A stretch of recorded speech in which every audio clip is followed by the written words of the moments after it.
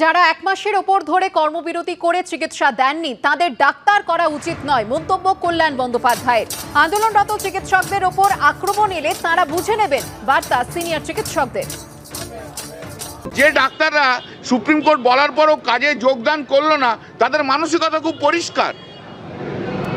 তারা তাদের ইগো, তাদের গো নিয়ে চলছে। তারা বাংলার মানুষের সেবা করতে আসেনি, পরিষেবা দিতে আসেনি। এরা ডাক্তার হওয়ার আনফিট।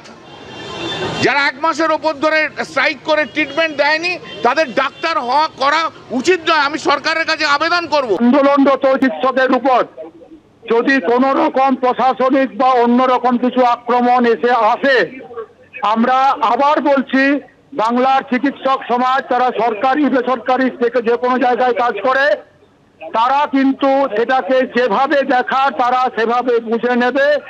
এটার জন্য মাননীয় সাংসদের মাথা ব্যথার কোনো কারণ নেই।